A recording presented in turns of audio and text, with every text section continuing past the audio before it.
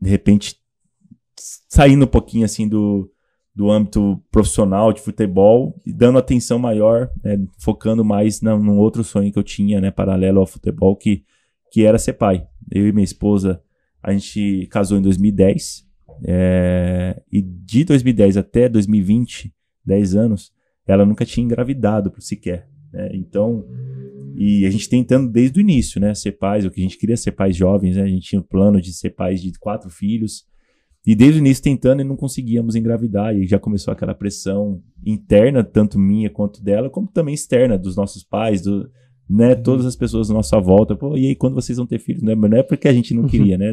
Deus não queria que a gente tivesse tido filho até aquele momento, né? E eu lembro que em 2020 a gente teve um episódio, 2019 na verdade, teve um sonho que eu tive, cara, nunca tinha sonhado com filhos durante toda a minha vida, assim, nunca tinha tido um sonho, acordei, sonhei que eu sou pai, sonhei que eu tive filhos. Eu tive um sonho em 2019, quando eu tava na Indonésia, na época, eu tava uma semana sozinho, a minha esposa tinha viajado para Portugal, a Roberta, para uma conferência da igreja que nós éramos membros lá em Portugal, Comunidade Cristã de Lisboa. E ela tava lá em Portugal e eu tava sozinho na Indonésia. E nessa uma semana sozinho eu tive um sonho. E é um sonho assim, cara, um sonho muito real. Eu nunca tinha sonhado com filho e nunca tinha tido uma experiência de sonhar com algo que parecia verdadeiro, real, assim, né? Quando é sonho, a gente parece tudo muito fantasioso, né? E naquele sonho, não, parecia muito real. Tanto que eu acordei em prantos, não acreditando que era apenas um sonho, né? Que eu sonhei com a minha filha. Sonhei que a minha esposa estava com uma menina no colo. Cara, e ela era linda, maravilhosa, e eu tentava beijar ela, só que eu ficava com medo de passar bactérias pra ela. No meu sonho, assim, eu consegui visualizar tudo certinho, sabe? E eu acordei em prantos, não acreditando que era apenas um sonho. Aí eu lembro que eu mandei uma mensagem de WhatsApp pra minha esposa, falando, amor, eu sonhei com a nossa promessa. Sonhei e era uma menina. E assim, a gente teve bastante preconceito em buscar técnicas de reprodução, né? Inseminação, fertilização, uma coisa que a gente, não sei, a gente tinha a cabeça muito fechada para isso, achava que a gente estava querendo dar uma ajudinha para Deus, sabe? Sobre essa questão. Então a gente nunca nem procurou saber se era lícito, se era certo, o que Deus achava, enfim. Então a gente era muito bloqueado quanto a isso, sabe? Só que depois desse sonho, não sei porquê, eu mandei uma mensagem para ela, falei, olha amor, isso foi em agosto de 2019. Amor, se a gente não engravidar de forma natural até dezembro de 2019, em janeiro de 20 a gente vai procurar, né, saber como faz, qual o processo, procurar conselhos, orientação de pastores, enfim, para saber se é certo, se não é. Foi assim. Então, assim, acabei o ano 2019 atuando ali na Indonésia, acabou meu campeonato dia 22 de dezembro, voltamos pro Brasil. Só que eu nem lembrava mais daquele mensagem que eu mandei pra ela, do sonho, não me recordava, não veio à mente naquele momento. A gente voltou pro Brasil, passamos as festas, Natal, Ano Novo, e eu lembro que tinha um casal de amigos nossos na nossa casa, né? Vieram passar o Réveillon conosco e dormiram em casa, ficaram até o dia 3, dia 4 de janeiro de 2020 com a gente lá. E eu lembro que em alguma conversa de almoço, assim, de família, a gente comentou sobre essa questão de preconceitos, sobre essas técnicas, né? O que eles achavam, e eles são um casal muito, muito firmes, né? Ele é pastor hoje, ele começou comigo na base do Guarani, a gente subiu junto pro profissional, depois a gente se converteu juntos, se batizou nas águas juntos, então assim, é um amigo pra vida, né? Que Deus me deu, que é o Bruno Poá. E eu lembro que ele estava com a família lá em casa e a gente comentou sobre isso. Surgiu esse assunto na mesa e comentamos com ele e perguntamos, né, o que eles achavam sobre isso. Eu lembro que eles foram muito, muito diretos, assim, muito sábios. Foram muito sábios com as palavras, sabe? Falou, Xande Rô, a gente crê que Deus é o Deus da medicina também. Eu acredito muito que, se não for da vontade de Deus, vocês podem fazer a técnica que for, que Deus não vai permitir vocês serem pais.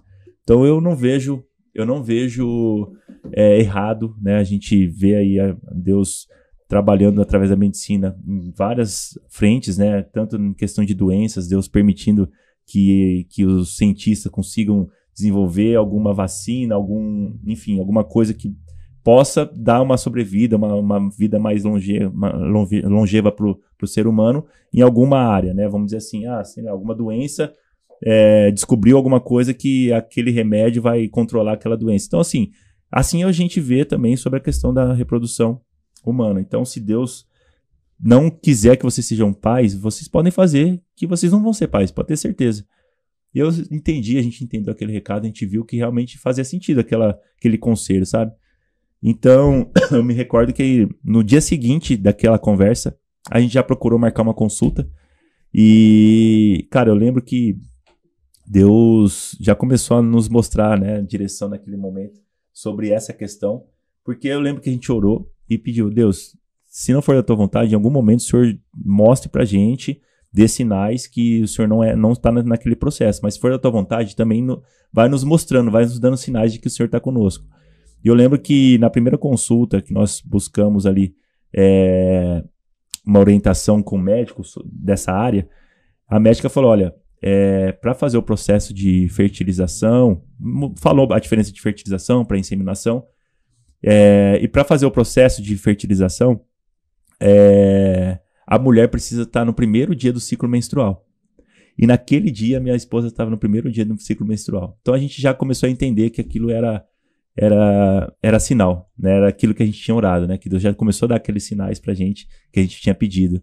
E já iniciamos, naquele mesmo dia a gente já começou, saiu do consultório, já passamos na farmácia, e o processo é um pouco, assim, difícil, né? Porque a gente precisa, como funciona, né, a fertilização in vitro? A gente precisa estimular os óvulos. Então a mulher precisa fazer uma injeção na barriga durante uma semana, né, todos os dias ali, aplicando um estimulante para estimular os óvulos, para poder fazer a coleta desses óvulos, depois colhe os espermatozoides, faz a fecundação, né, no laboratório, depois implanta o embrião direto no útero da mulher, basicamente, né, resumindo, né, assim que funciona. Então a gente começou a fazer esse processo, minha esposa lá ficou fazendo a estimulação através dessas injeções na primeira semana, depois de um tempo ela fica ali um tempo esperando, depois marca de fazer a coleta dos óvulos no laboratório, tira, coleta o espermatozoide, faz a fecundação. Então assim, esse processo foi do início de janeiro. Eu lembro que no dia 31 de janeiro de 2020 a minha esposa recebeu a notícia de que estava grávida. Cara, foi a maior alegria das nossas vidas, porque a gente ficou esperando por esse positivo durante 10 anos, né? Mas assim, ali também começou um dilema nas nossas vidas, porque eu tinha recebido proposta para continuar a carreira, tinha recebido uma proposta para ir para o Criciúma, Campeonato Catarinense Série B, se eu não me engano, ou C, não me recordo, 2020. E também uma proposta para continuar a carreira fora do Brasil, no Chipre. Um time da primeira divisão do Chipre me fez uma proposta também. Cara, só que ainda bem que eu não aceitei a proposta naquele momento, porque em questão na 8ª semana de gravidez, a minha esposa teve um sangramento. Na véspera do meu aniversário, cara. Meu aniversário foi dia 23 de fevereiro. E esse sangramento aconteceu no dia 22, na véspera do meu aniversário, que seria o dia que nós iríamos contar para todos da nossa família, nossos pais, irmãos, enfim, que a gente estava esperando um filho, né? E na véspera teve esse episódio, esse sangramento muito grande, né? Foi assim, traumatizante o sangramento, né? A gente achou que tivesse abortado, muito coágulo de sangue. E fomos na médica no dia do meu aniversário de manhã fazer um ultrassom para ver se o bebê tava lá ainda, né? Cara, a hora que passou o ultrassom e eu ouvi o coração batendo, cara, foi a maior emoção da minha vida, né? Eu caí em prantos no chão lá do consultório da médica, né? Porque realmente a gente foi esperando o pior, mas com a esperança lá, um fiozinho de esperança no coração de que o bebê tava lá ainda, e tava. Então depois que eu vi o coração, a gente voltou pra nossa casa, fizemos a comemoração do meu aniversário, porque a gente não contou pra todos o porquê que eles iriam em casa, né? Na verdade, a gente falou, vamos comemorar o meu aniversário. Mas aí chegou lá, a gente revelou, né, que a Roberta estava grávida, e foi aquela emoção, enfim, mas a gente sabia que aquele sangramento não era normal. Depois a gente descobriu, a médica não conseguiu descobrir nesse primeiro ultrassom, porque tinha muito sangue. Então ela falou, vamos esperar passar uma semana, a gente refaz o ultrassom para descobrir exatamente o que é esse sangramento. Aí descobriu que o saco gestacional descolou da parede do útero 50%. Quer dizer isso? O que quer dizer isso? Ficou 50% com chance de ser abortado, 50% com chance de voltar a colar depois de, né, com o tempo. Então a médica falou, não tem o que fazer. Agora vocês só precisam fazer repouso. É a única coisa que a gente pode fazer, repouso. Só que a gente sabe que a gente tem uma arma a mais, né? Uma ferramenta a mais contra isso, que foi a oração, né? A gente começou a orar, eu orei, jejuei, né? Minha esposa não podia jejuar porque ela já estava com um filho na barriga. Então, eu orei e jejuei pela nossa família ali e nisso recusei as propostas também para continuar a carreira, porque meu foco era 100% ser pai naquele momento. E foi assim que a gente vivenciou, né, esse milagre nas nossas vidas. A gestação foi avançando, só que ela ficou 4 meses de repouso absoluto e sangrando todos os dias. Por quê? Entre o saco gestacional e a parede do útero formou um hematoma de sangue. Então, cada vez que o saco gestacional ia crescendo, ia expelindo esse sangue. Então, todos os dias ela sangrava, durante 4 meses. Até que passou 4 meses, a médica falou, você não corre mais risco de gravidez. A gente refez o ultrassom e o saco gestacional já tinha crescido e já tinha grudado novamente na parede do útero. Então, a gente começou a desfrutar, né, da gestação. Até aquele momento foi só tensão, né? Só que durou pouco tempo esse desfrute, porque no 4º mês ela liberou a gente para poder curtir a gestação, preparar o enxoval, fazer o chá revelação, né? E no chá revelação, revelou que era uma menina, assim como o meu sonho, né? Que era a Vitória. A gente já tinha decidido pelo nome de Vitória, já pelo tempo de espera. 10 anos de espera. Mas aí Deus quis dar mais significado, né, para esse nome. E realmente ela é uma vitória, porque ela venceu o aborto e depois ela venceu a prematuridade. A minha filha nasceu com 32 semanas, bem antes do prazo, né, uma gestação saudável, natural. A partir da 38ª já é considerado normal, mas pode ir até 42 semanas. Então ela nasceu praticamente 10 semanas antes do prazo, né, antes do tempo ali. Nasceu com 1,8 kg, depois nasceu com 42 centímetros, acabou ficando um tempo na UTI para ganhar peso, enfim. Então foi assim, um baque muito grande, um susto muito grande, isso tudo no meio de uma pandemia, né, no pico da pandemia. Nossa. Então assim, foi muito, muito difícil. Então assim, Ricardo e Gustavo, o motivo de eu ter parado com 32 anos, 2020 eu não joguei por esse motivo. Meu foco era 100% me dedicar à gestação, né, e ao nascimento da minha filha. Então, assim, esse foi o motivo de eu não ter atuado naquele ano, mas nada impedia de eu continuar em 2021.